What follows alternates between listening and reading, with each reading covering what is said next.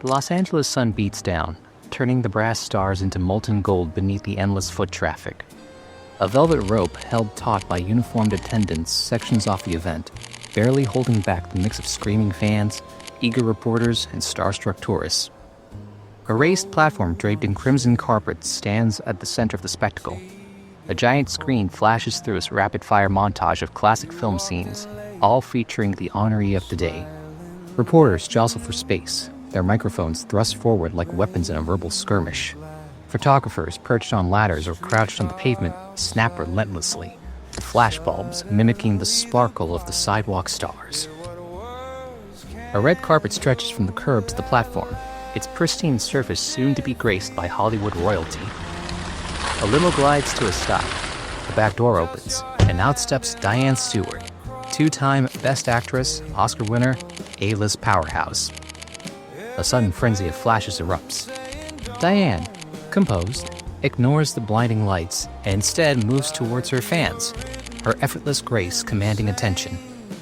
Nearby, a massive poster for her latest film, Hitch a Ride, looms an electric romantic comedy set in the 90s where two feuding brothers fight for the love of one woman.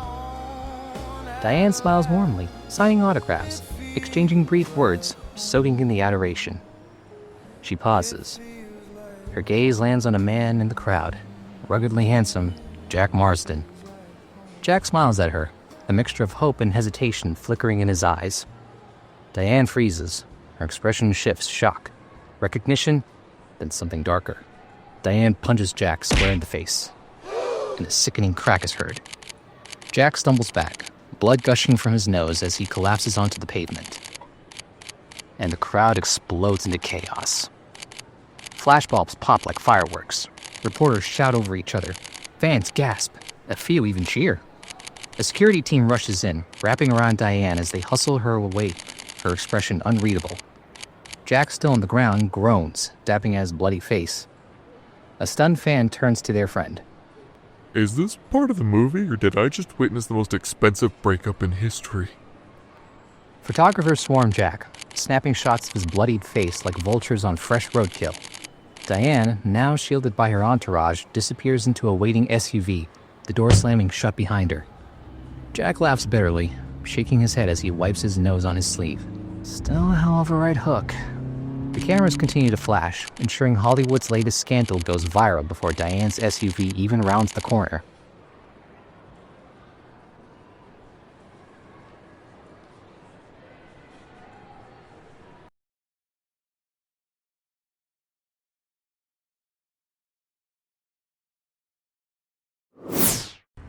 Jack Marsden, sweat-soaked and focused, jogs down a quiet stretch of a sidewalk, earbuds in, lost in thought.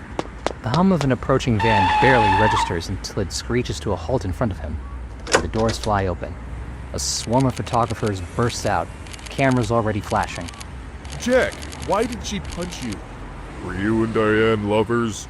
Did you cheat on her in college with her cousin? Jack's jaw tightens. He turns on his heel and bolts. The photographers chase after him, stumbling over each other in the process. One nearly faceplants onto the pavement. Jack, still in peak shape, dodges a trash can, hurdles a fire hydrant, and vanishes down a side alley. The photographers grind to a halt, panting, defeated. So, anyone got eyes on Diane?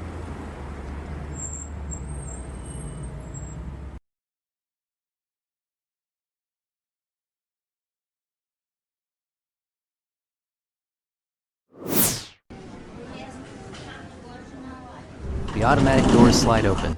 Diane Stewart steps out from the terminal, exhausted, pale, and battle-worn. The past 2 weeks hang on her like a heavy coat.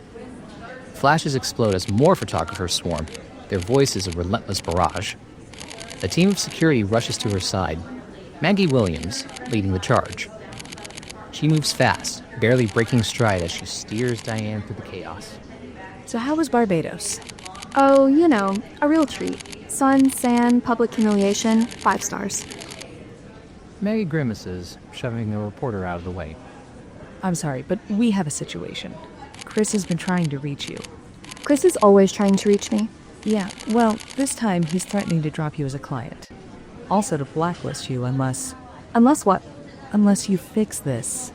Apparently, punching that guy tanked half his agency's reputation. Then why hasn't he just fired me?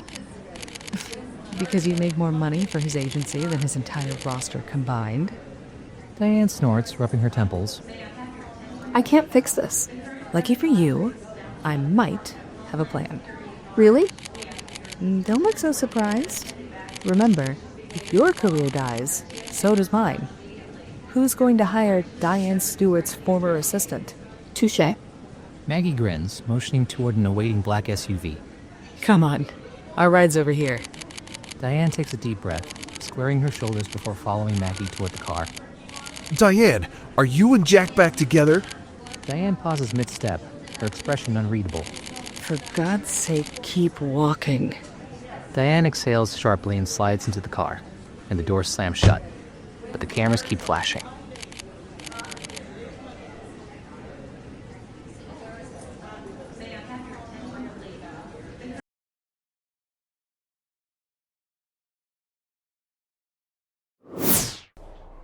Diane and Maggie sink into the plush leather seats as the limo pulls away, the city lights casting flickering patterns through the tinted windows. Maggie leans in, eyes full of curiosity. So, you dated him? Yeah, first rule boyfriend until I left for NYU. Who dumped who? Diane sighs, already regretting this conversation. Why does that matter? Because, duh, I want to hear the gossip before it ends up on TMZ.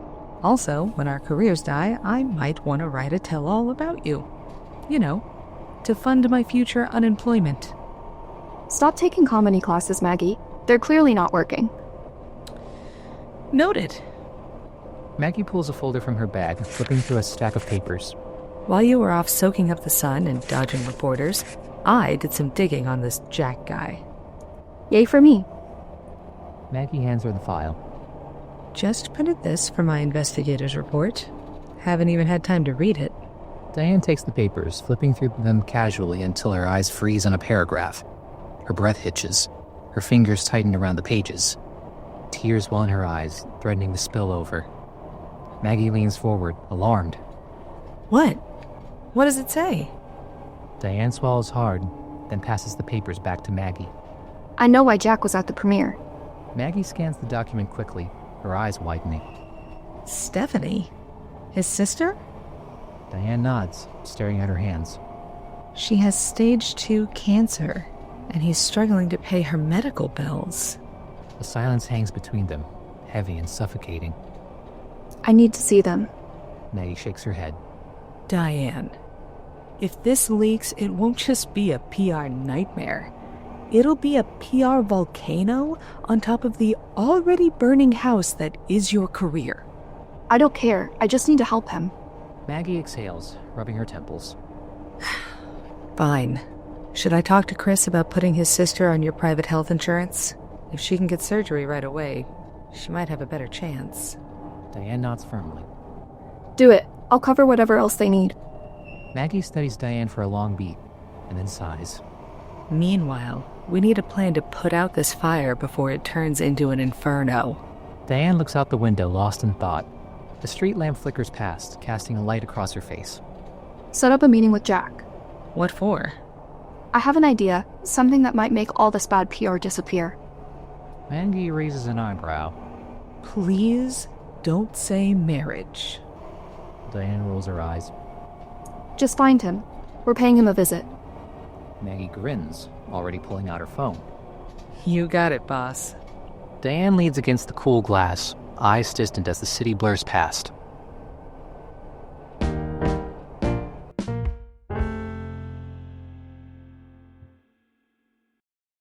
We hope you're loving this episode of Stolen Kiss.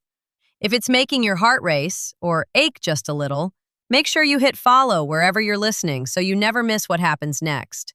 And while you're here, dive into more from That Love podcast.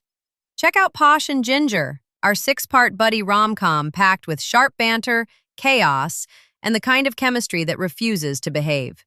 If you love fast dialogue and slow burn tension, this one's for you. Then don't miss The Love Doctor, starring the endlessly charming Emerson Peary, a darkly funny, emotionally messy ride through love, lies, and second chances. More drama, more romance, more reasons to press play.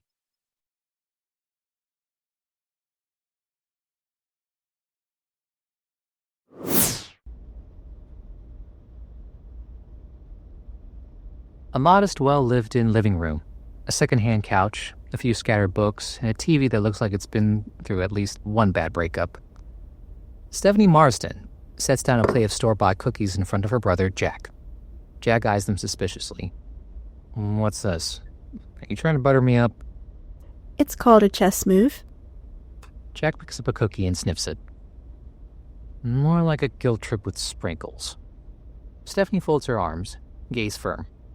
We're having this conversation. No, we're not. Jack, do you have a winning lottery ticket hidden somewhere? A magical lamp I don't know about? Because unless Aladdin's about to pop out of your pocket, we can't afford this. Jack leans forward, jaw tight. I'm not giving up. Let me talk to Diane again. Maybe she's calmed down. Stephanie shakes her head. It's too late. Surgery's booked for next week. The insurance company needs the payment this week to cover it. Jack's fingers clench into fists. I'll find the money. Stephanie exhales, her expression softening. Jack, I told them I was choosing palliative care. I don't want to die and leave you drowning in debt. Jack stiffens, his voice raw. But your cancer is treatable. The doctor said you have a 75% survival rate after surgery. We have a shot. Stephanie's face flickers with something haunted. So did Mom. And we lost everything trying to save her. I won't put you through that again. Jack shakes his head, pacing. I'll find a way. Just give me 3 weeks. Stephanie grabs his hand, making him face her. Jack, you're not hearing me. I'll call every charity under the sun. I don't want you to do that. I can't lose you too. Please. Jack's dog, Clark Kent, a mutt with the confidence of a retired superhero, trots over and barks. Stephanie smiles faintly. You'll have Clark. Clark Kent barks again, clearly offended. Great, so my emotional support system is a dog named after a guy who literally cannot die. Clark Kent wags his tail proudly. See? He's prepared. Suddenly, bang, bang, bang! There was a loud, urgent knocking rattling the front door. Jack and Stephanie exchange looks. Clark Kent barks wildly, jumping onto the couch like he's gearing up to fight crime. Okay, that's either a debt collector or a really aggressive Girl Scout. Stephanie gives him a look. If it's a Girl Scout, buy the cookies. We need a backup plan. Jack edges towards the door, heart pounding as the knocking grows even louder.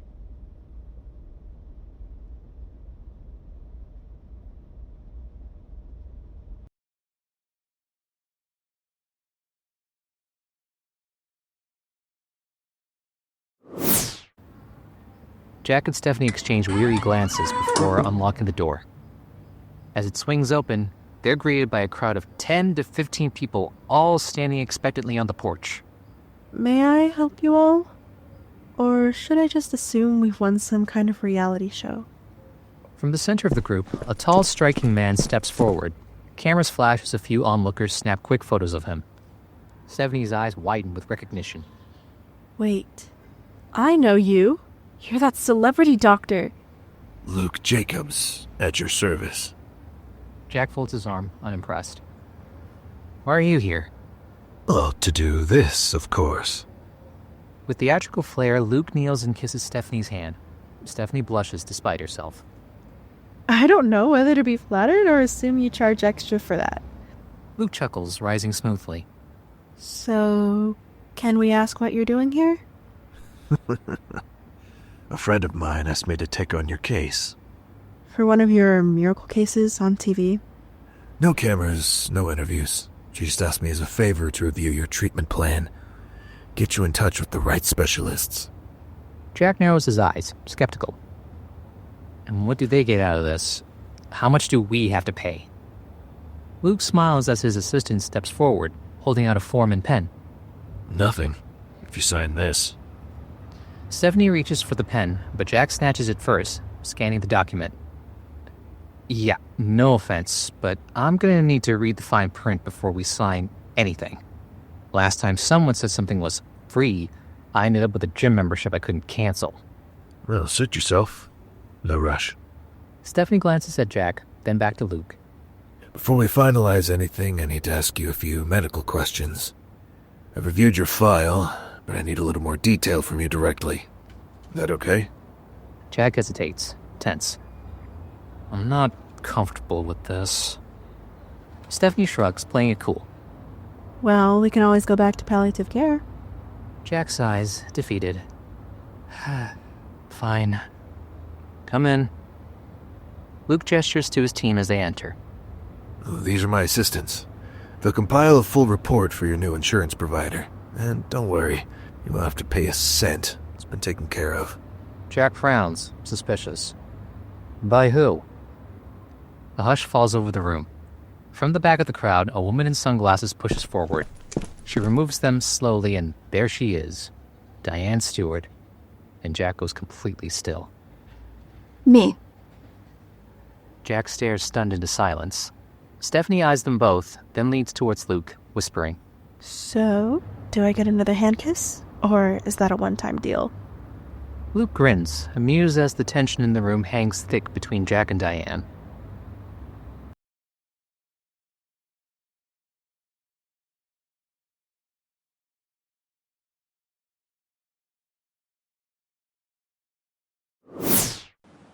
Jack leads Diane to a quiet, shaded corner of his backyard, away from prying eyes and eager ears. The soft rustle of leaves and the distant hum of conversation fill the space, but between them, a silence weighs heavy. They pull to a stop, and neither speaks. The past presses between them like a third person, unspoken, but impossible to ignore. So, it's been a long time. Some might say 12 years, but what do I know? Jack huffs a laugh, shaking his head. And whose choice was that? Diane crosses her arms, her stance shifting. I wasn't the one who cheated. Jack's expression hardens, frustration flickering in his eyes. You and I both know I never cheated on you. Diane lets out a dry laugh, a mix of anger and disbelief. Oh, really? So me walking into a room and finding you in bed with another woman, that wasn't cheating? Jack exhales sharply, rubbing his temples. I went to a party, I got drunk, I crashed in the bed that wasn't mine. She walked in, fell asleep next to me. That's what happened. Diane folds her arms tighter, like she's holding herself together. And I'm supposed to believe that. That's like saying if a bear chases me, catches me, and slaps me, it wasn't a bear. It was just a very aggressive tree. Diane... No, you broke my heart, Jack. I loved you. You were my everything, and in one night, I felt like I didn't even know you anymore. Jack takes a deep breath, trying to keep his voice even. You left. Diane stares at him, eyes flashing. Because I had to. Because staying would have been more painful than going. The weight of their history lingers between them. Jack rubs the back of his neck, exhaling. I brought you here because I wanted to thank you for helping Stephanie. Diane blinks, caught off guard. She's family, Jack. Still, you two weren't exactly... She's like a sister. Jack nods, swallowing down emotion. All right, I just wanted to say thank you. A shutter click breaks the moment. Jack stiffens, turning his head towards the balcony. Two photographers, long lenses aimed right at them, descend the stairs, closing in fast. Diane squares her shoulders, her mind working quickly. Look, I don't have time to explain, but there's a condition to me helping you. Jack raises an eyebrow. Okay. The photographers step closer, snapping photos, the flashes popping like mini explosions. Diane drops to one knee.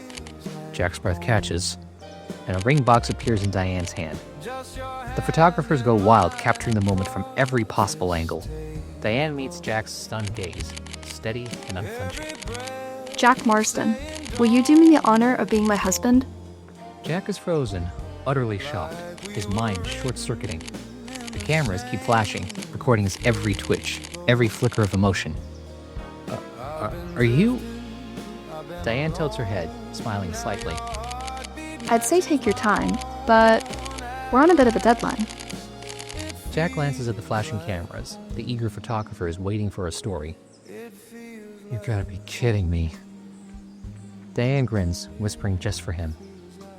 Come on, Jack. You always said I had a flair for the dramatic. Jack lets out a breath, still processing, still completely floored. On this cliffhanger, we sound out.